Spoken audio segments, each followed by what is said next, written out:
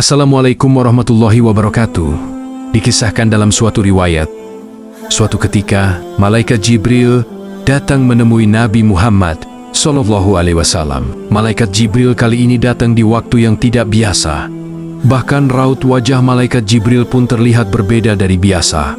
Melihat perbedaan dari malaikat Jibril alaihis, Nabi Muhammad Sallallahu Alaihi Wasallam lantas bertanya, "Mengapa aku melihat raut wajahmu berbeda?" Malaikat Jibril menjawab, "Ya Muhammad, aku datang kepadamu di saat Allah menyuruh supaya dikobarkan penyalaan api neraka. Maka tidak layak bagi orang yang mengetahui bahwa neraka jahanam itu benar, siksa kubur itu benar, dan siksa Allah itu terbesar untuk bersuka-suka sebelum ia merasa aman daripadanya. Ya Jibril, jelaskan padaku gambaran neraka jahanam itu," kata Nabi Muhammad Sallallahu Alaihi Wasallam. Ketika Allah menciptakan jahanam, maka dinyalakan apinya selama 1000 tahun sehingga merah.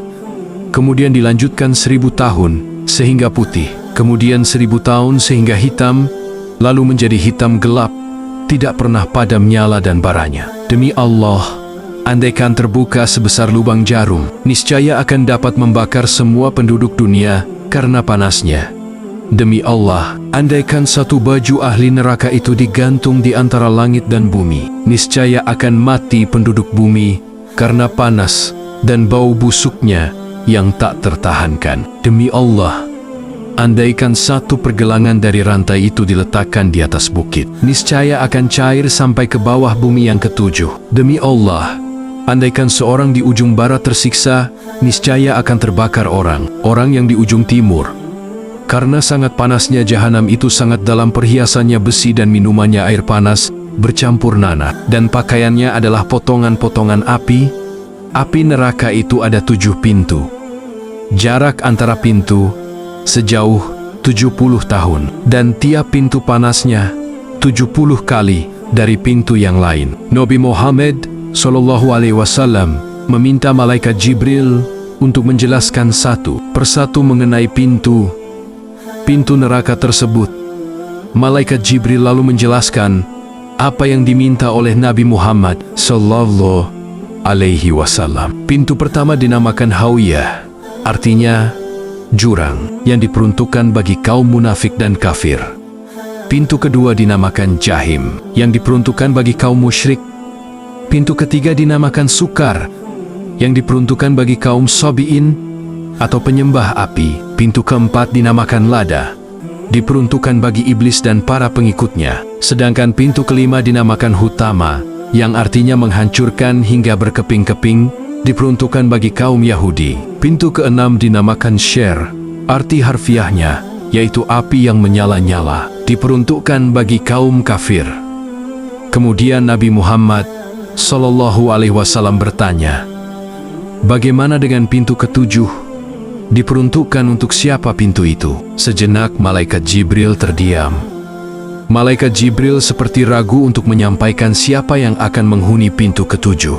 Akan tetapi Sallallahu Alaihi Wasallam mendesaknya, sehingga akhirnya malaikat Jibril berkata, "Pintu ketujuh diperuntukkan bagi umatmu yang berdosa besar dan meninggal sebelum mereka bertobat sebelum meninggal." Penjelasan yang mengagetkan itu, Rasulullah pun langsung pingsan. Malaikat Jibril lalu meletakkan kepala Nabi Muhammad Sallallahu Alaihi Wasallam di pangkuannya sehingga sadar kembali.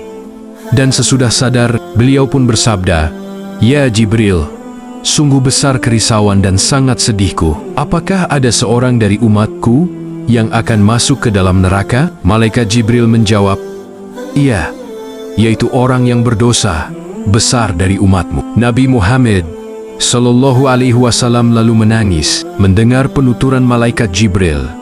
Malaikat Jibril alaihi salam pun ikut menangis. Kemudian Nabi Muhammad langsung masuk ke dalam rumahnya dan tidak keluar kecuali untuk salat.